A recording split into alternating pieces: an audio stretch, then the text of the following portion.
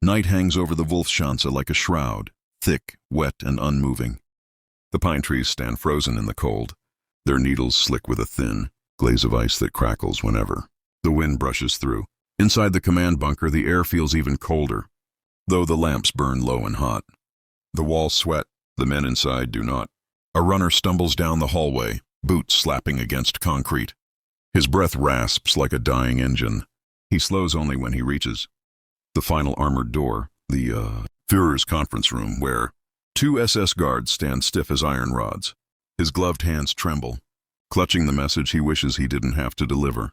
Inside, Adolf Hitler sits hunched over the heavy oak table, a map unfurled before him like a battlefield corpse. Red pencils circle fortifications, arrows thrust outward, and thick black lines define the one thing he believes still protects: Germany, the Siegfried Line, the Dragon's Teeth, the bunkers, the minefields, his last stone wall against the American tide.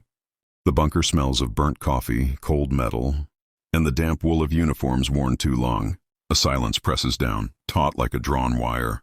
The runner enters. His boots squeal. Everyone turns. Hitler doesn't raise his head at first. His hand hovers over the map, tracing the fortifications he once proclaimed impregnable. Only, when he feels the runner's fear, like heat, does he finally look up. What is it? His voice is thin, sharp, the sound of a blade dragged across stone. The runner swallows. His tongue feels like sand. Mein Führer! The Americans. Their tanks. They've broken through the Siegfried Line. The room exhales in one collective shudder. Hitler's pupils constrict. The pencil in his hand snaps. The war, for the first time, seems to whisper back at him. The message spreads through the bunker corridors like smoke. Thin, choking, impossible to ignore. Officers whisper it to one another in fragments, as if saying the full sentence aloud might summon the American engines themselves. They've broken through. The line is breached. The dragon's teeth have crumbled. Hitler walks, slowly, down the narrow hallway that leads toward the Situation Room. His footsteps are soft, but each one feels deliberate, as though he must force the ground to accept his weight. The lamps flicker as he passes, casting long shadows that stretch across the concrete like dark fingers reaching for him. Every soldier he passes snaps to attention, but their eyes betray them. Some avert their gaze, afraid he might see the truth behind them. Others stare too hard, daring themselves to believe this is not the beginning of the end. The corridor smells of oil, wet wool, and the faint metallic bite of fear. Radios hum behind closed doors. Low, frantic bursts of English chatter intercepted from the front lines. American tank commanders shouting coordinates as if distance itself were dissolving. Hitler pauses as a gust of cold air slips in from the outer door, an officer entering from the snow-dusted night. His coat white at the shoulders. His face is gray, wind-burnt, and raw from what he has seen. He salutes, hand shaking. Mein Führer! I came directly from Aachen. The ground. It shakes with their engines. The people are fleeing. They say the Americans move like a river, steady, unstoppable. Hitler stares at him unblinking, as though searching the man's face for a lie he desperately wants to find. But the officer drops his gaze. There is no lie, only the sound, distant yet unmistakable, of something vast and armored rolling closer. Through the winter night, Hitler moves on, each step heavier than the last, as if the entire Reich is beginning to sag beneath its own collapsing myth. The Situation Room is warmer than the corridors, but it feels colder. Maps spread across the central table glow under harsh lamps, their edges curled, their surfaces scarred by pencil marks, spilled coffee and sleepless nights. Officers cluster around them like men gathered at the edge of a grave. At the far end, a massive radio set crackles with static. A young operator leans into it, headphones trembling around his ears. His knuckles are white. Sweat beads along his hairline even though the room is freezing. As Hitler enters, every spine straightens. The room stiffens. He walks to the table without a word. A general slides a new aerial photo toward him. It is black and white, but the destruction pulses through it in shades of ash and ruin. Bunkers crushed, trenches swallowed, dragon's teeth scattered like broken tombstones. American tanks, massive. Dark silhouettes crawl through the breaches like metallic beasts shrugging off the last restraints. Hitler's fingers rest on the photograph. The paper trembles. What unit? He asks quietly. 3rd Armored Division, mein Führer, the general replies. The Americans call them, he swallows. They call them Spearhead. The word hangs in the air like a blade. A second report arrives, hand-delivered, still warm from being typed in frantic haste. An officer reads, "Enemy armor advancing 25 kilometers past the line. Resistance collapsing. Civilians fleeing in disorder." Hitler closes his eyes just for a moment. The lamps hum. Someone's breath whistles sharply, the sound of a man trying not to panic. He opens his eyes again and whispers almost to himself, "Impossible. The line was built to hold them. To hold anyone." But reality sits before him in stark black and white. The impregnable wall, his wall, is broken. A myth has died, and the silence that follows feels like morning.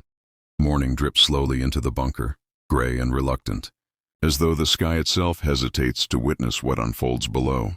The staff gathers in the dining hall, a cramped room with metal tables, weak bulbs, and the constant smell of boiled potatoes. Today, even that scent feels thinner. Hitler enters late.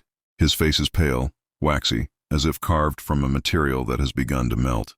His left hand twitches faintly at his side. Officers pretend not to notice. They straighten their uniforms, lift their chins, swallow their fears. An adjutant places a breakfast tray before him. Black bread, thin butter, and lukewarm chicory coffee. Not much, not enough, but more than millions outside these walls will see today. Hitler doesn't touch it. Instead, he stares at the bread crust, the way its surface cracks like frozen soil. His mind churns through reports.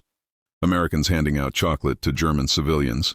Soldiers tossing canned meat to starving children. Medics treating the wounded at the edge of battle. One report from a shaken SS officer described American GIs setting up field kitchens inside captured German bunkers, feeding civilians before even securing the area. It is a detail that gnaws at him. He whispers, "They feed the people before they fight." A general clears his throat. "Propaganda, mein Führer." Lies meant to demoralize. But Hitler shakes his head slowly. No, they want to break the spirit. They understand hunger, the way it weakens loyalty. The room freezes. Because they all know hunger is everywhere now. Berlin, Cologne, the villages along the Rhine, mothers trading wedding rings for stale flour, children digging through rubble for potato peels. And now rumors of American rations, warm, rich, impossible, float through shattered towns like ghostly promises. Hitler grips the edge of the table. His knuckles turn bone white. If the Siegfried Line broke the body of the Reich, American abundance is breaking its soul. The afternoon briefing drags on like a slow bleeding wound. Maps shift. Voices rise. Radios hiss. But the true battle unfolds in the spaces between spoken words. In the tiny moments when truth slips through the cracks of discipline. A liaison officer from the Western Front arrives. Uniform muddy, boots stiff with frozen earth. He looks as though he hasn't slept in days. His cheeks are red from windburn. His eyes are hollow pits of disbelief. He salutes. "Mein Führer." "I have reports from Schmidt and Monschau." "Speak," Hitler commands. The officer's throat bobs once. "The American units." "They are treating captured German soldiers." He hesitates, searching for a phrase less dangerous. "With courtesy." No one moves. The word itself feels obscene in this bunker, where every sentence is sharpened for war. "Explain," Hitler says, voice cold, flat. The officer continues, desperate to remain factual. "Our wounded. They were bandaged. Given water, cigarettes, some, even chocolate." A flicker ripples around the room, shifts in posture, tightened jaws, eyes darting toward the Führer to see how he will react. Hitler leans forward, his gaze drilling into the officer like a screw turning slowly. "You are telling me," he says, "that the Americans, our enemy, are treating German prisoners better than we treat them?" "No, mein Führer, I mean," the officer stumbles, trembling. "I mean only that they have not mistreated them." A dangerous silence drops. Outside, wind presses against the bunker walls. A low, mournful hum like distant artillery. Hitler's lip curls, barely noticeable but sharp enough to cut. "This is psychological warfare," he mutters. "Kindness as a weapon. They want to make our men doubt, to make them question the Reich. But doubt is already here, floating in the stale bunker air like smoke. Because every officer in that room knows the truth. Sometimes dignity wounds deeper than brutality, and the Americans are using it with precision. Night settles again, heavy and dark, but the bunker refuses to sleep. Too many voices, too much static, too many reports spilling in like cold water through the cracks of a sinking ship. A propaganda officer enters the situation room, clutching a stack of intercepted American leaflets, fresh, crisp, printed on paper smoother than anything Germany can still produce. He lays them on the table in front of Hitler with trembling care. The lamps cast a yellow halo across their glossy surfaces. Hitler lifts one. On it is a photograph. An American city in full daylight. Streets clean. Stores open. Cars shining. Children laughing around a fountain. A world untouched by bombs, hunger, or winter. Below the image, a line of text in German. While your cities burn, ours flourish. The room grows colder. Another leaflet shows rows of American tanks rolling off an assembly line. Shiny, unscarred, endless. Below it, for every tank you destroy, we build 3. Hitler's jaw clenches. He turns the paper over, fingers tight enough to creak.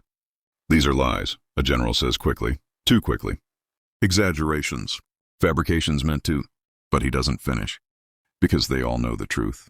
They've heard stories from the front. GIs with pockets full of candy. Sweaters without holes, boots without patches, rations that smell of meat and warmth. Rumors whisper through the Reich like ghosts.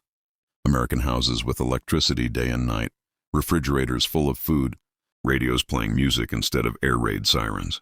Meanwhile, Germany sinks deeper into darkness. Streets blacked out, ruins where apartments used to stand. Chimneys cold, bread lines stretching like funeral processions. Hitler stares at the leaflets again, and something flickers behind his eyes. Not fear, not yet, but a terrible recognition. The enemy is not only stronger, they are whole, and Germany is breaking, piece by piece, city by city, belief by belief.